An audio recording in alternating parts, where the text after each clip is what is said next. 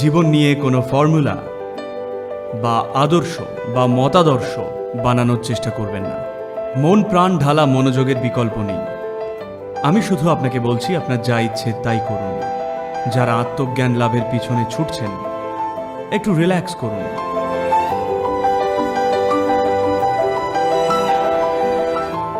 আমার জীবনে ব্যবসার দর কষাকষি হোক বা বিয়ে অথবা সন্তানদের মানুষ করা হোক কিংবা কেরিয়ারের কোনো সিদ্ধান্ত, আমি ঠিক কি করে বুঝবো কি করলে ঠিক হবে, কোনটা কাজ করবে?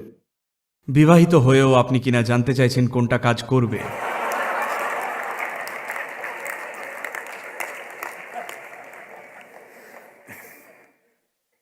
দেখুন, আপনাকে ভগবানের মতো হতে হবে, একেবারে নিঃশব্দ একজন সঙ্গী, তবেই কাজ করবে। ঠিক ভগবানের মতো, যে যাই করুক ভগবানের মতো হতে শিখুন। শুধু কখনো কোনো কিছুতে নাক গলাবেন না। প্রত্যেক দিন সকালে পৃথিবীর যত আহাম্মক সব এসে আপনাকে আজ কি করতে হবে বলে দেবে, আপনি শুধু শুনুন। ঠিক ভগবানের মতো।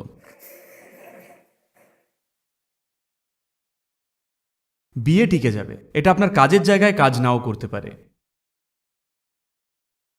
দেখুন, You're misunderstanding this. আপনি ভুল বুঝছেন এটাকে। আপনি এটাকে একটা নীতি ব্যবস্থা করে ফেলতে চাইছেন। আপনি এটাকে আপনার ফিলসফি বানাতে চাইছেন, যেটা কাজ করে আমি শুধু সেটাই করব। তো আপনি শপথ নিয়েছেন যেটা কাজ করে শুধু সেটাই করব, আর এখন আপনি জানেন না কোনটা কাজ করে।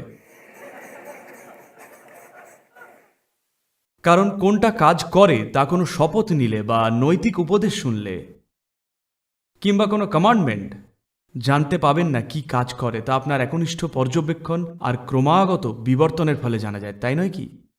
বলুন, সেই একই জিনিস কিভাবে সেগুলোকে কাজে লাগিয়েছেন, সেগুলোকে কত আনাড়ির মতো সামলেছিলেন 10 বছর আগে, আজ হয়তো ওই একই জিনিস আপনি অনায়াসই করে ফেলছেন, তাই নয় কি? Isn't it so? বা হয়তো আজও আপনি আনাড়ির মতোই করছেন, এককালে খুব ভালো করতেন। যেটাই হয়ে থাকুক, যেরকম বিবর্তনই ঘটে থাকুক, তো কি কাজ করে Is not. এটা কোনো ফর্মুলা নয়। জীবনের সমস্ত স্তরে কি কাজ করে সেটা জানতে একজন মানুষকে বিবর্তনের মধ্যে দিয়ে যেতে হয়। এটা অনেকটা ঠিক ওই আপনি সেলফ হেল্প বই পড়ে এসব বলছেন। না, আমি কোনো সেলফ হেল্প বই নই। যেটা কাজে দেবে সেটাই করুন, আপনার যা ইচ্ছে তাই করুন। আমার কি সমস্যা? কিন্তু এমন কিছু করে কি লাভ যা কাজই করে না? বলুন।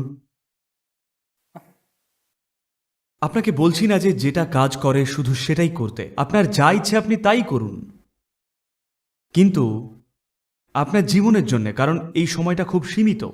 What is. এমন কিছু করে লাভ কি যা কাজই করে না, তাই না? হয় এটা আপনার হয়ে কাজ করবে, নয়তো আপনার চারপাশের মানুষদের জন্য কাজ করবে। এটা আপনার বা আপনার আশেপাশের কারোর জন্যই কাজ না করলে সেই কাজটা করে লাভটা কি?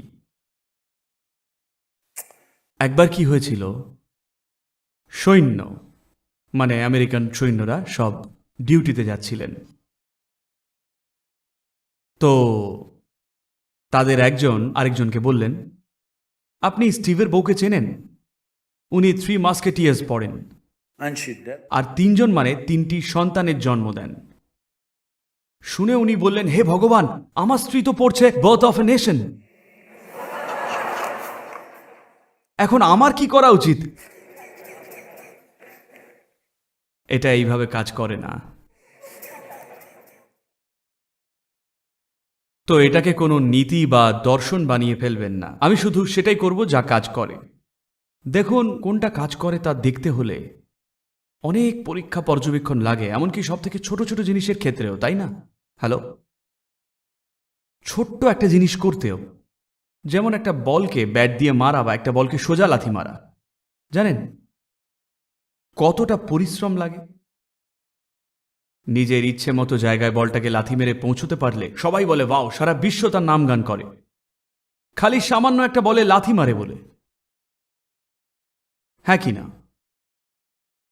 কারণ মানুষ বোঝে এটা করতে কি লাগে। Nobody is. কেউ তার নামগান করছে না সে একটা বলে লাথি মারে বলে, বরং মানুষ দেখতে পান এটার পেছনে কতটা পরিশ্রম গেছে। তাই নয় কি? মানুষ দেখতে পায় একটা বলকে যেভাবে উনি মারছেন সেভাবে মারতে পারার জন্য কতটা পরিশ্রম গেছে, ওনার জীবন চলে গেছে এর পেছনে।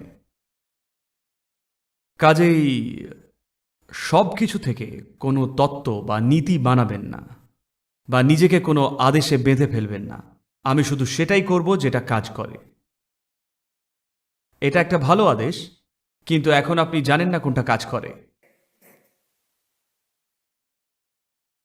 তো না, আপনাকে সচেতন হতে হবে আর প্রত্যেকটা জিনিসকে নিজে প্রয়োগ করতে হবে। যদি আপনি এইটুকু শিখতে পারেন যে আপনি সিদ্ধান্ত নেন না কোনটা গুরুত্বপূর্ণ আর কোনটা গুরুত্বপূর্ণ নয়। আমি র্যালি ফর রিভার্সের বোর্ড মিটিংয়ে ছিলাম ঠিক এই নিউ দিল্লিতে আসার আগেই।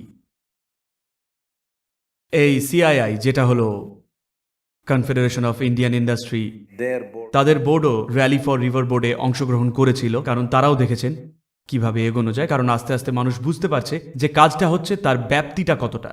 সবাই এতে অংশগ্রহণ করতে চাইছেন। আমাদের একটা বিশিষ্ট বোর্ড আছে, আছেন সিইও, ওয়ার্ল্ড ওয়াইল্ড লাইফ ফান্ডের সবচেয়ে শীর্ষস্থানীয় জলের বিশেষজ্ঞ, আর শীর্ষস্থানীয় এফপিও বা কৃষক উৎপাদক সংগঠনের মানুষজন।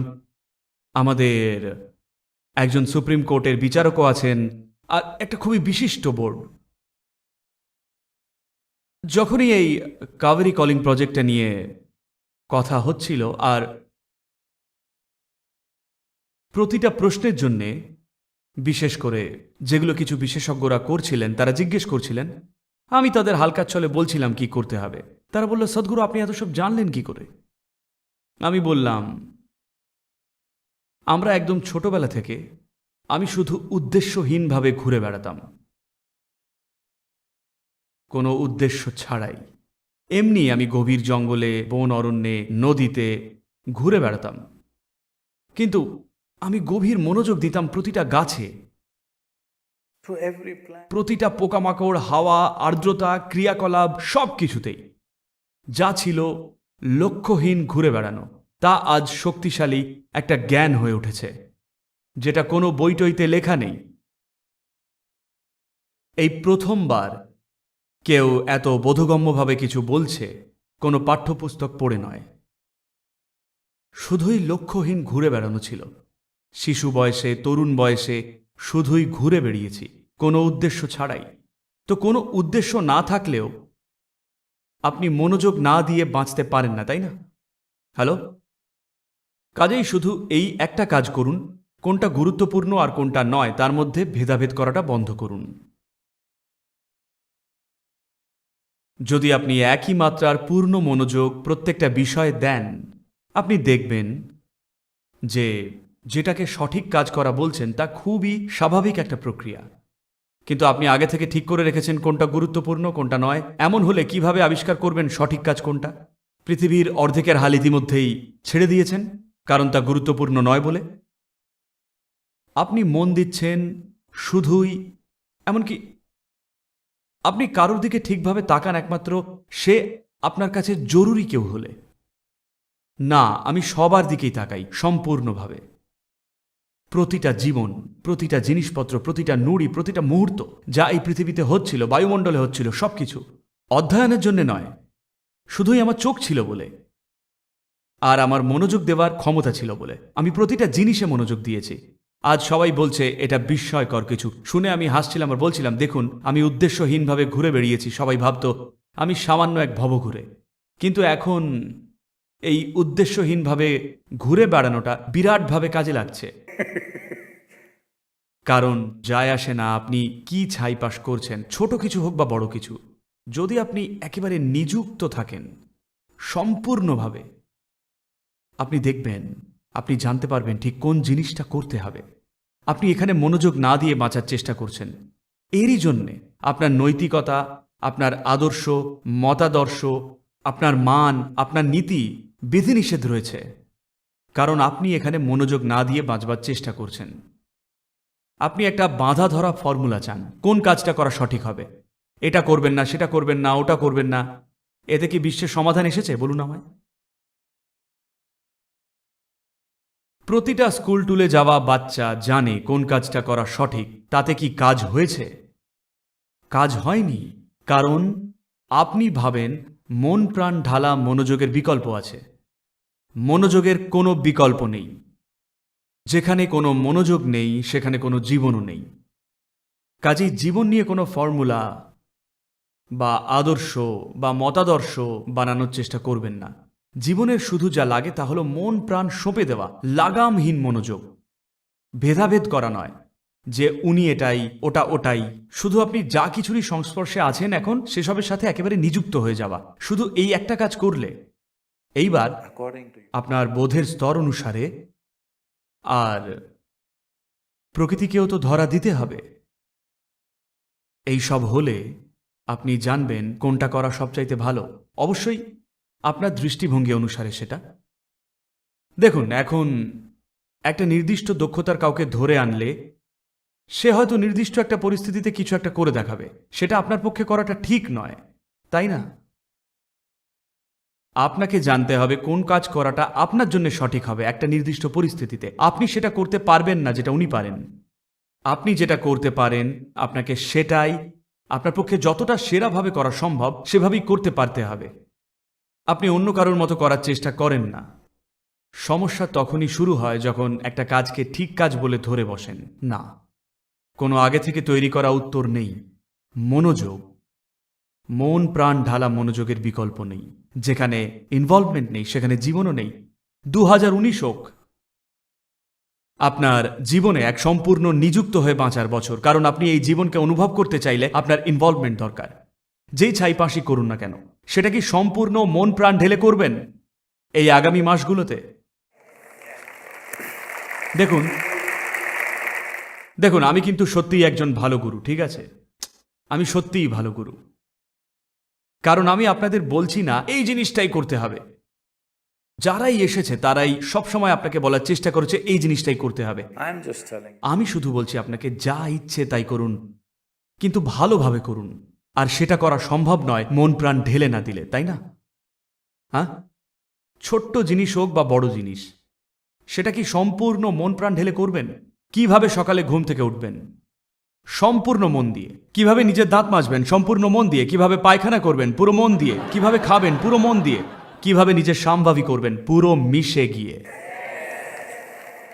সব কিছু যা আপনি করেন ভেদাভেদ করবেন না কোনটা ছোট আর কোনটা বড়। যেই আমি পায়খানার কথা বললাম আপনারা হি হি করলেন।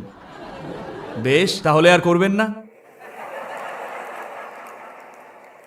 যদি মনে করেন এটা গুরুত্বপূর্ণ নয় বা যদি ভাবেন এটা নোংরা, তাহলে আপনার এটা করা উচিত নয়। আমি বলছি কোনো ভেদাভেদ করবেন না কোনটা নোংরা আর কোনটা পবিত্র। এখানেই চাবিটা রয়েছে। Because কারণ ইনভলভমেন্ট মানে পক্ষপাতহীনভাবে আপন করে নেওয়া। যে মুহূর্তে বলেন এটা পবিত্র, এটা নোংরা, নোংরাটার সাথে কি নিযুক্ত হতে পারবেন? হ্যালো, আপনি আগুপিছু দ্বিধা করবেন, হ্যাঁ, আর তারপর কিছুই কাজ করবেন না।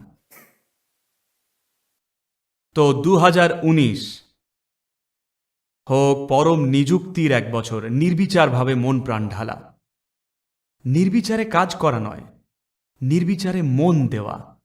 আপনি কি পারবেন একটা আগাছা, বাইরের একটা আগাছার দিকে তাকাতে ততটাই মনোযোগের সাথে যতটা মন প্রাণ দিয়ে নিজের সন্তানকে দেখেন? শুধু এইটুকুই আপনাকে করতে হবে। শুধু এইরকম একটা ইনভলভমেন্ট নিয়ে আসুন, পক্ষপাতহীন, সম্পূর্ণ মন প্রাণ ঢালা। আপনি দেখবেন জীবন ফুটে উঠবে চমৎকারভাবে। 2019-এ ফুটে উঠতেই হবে।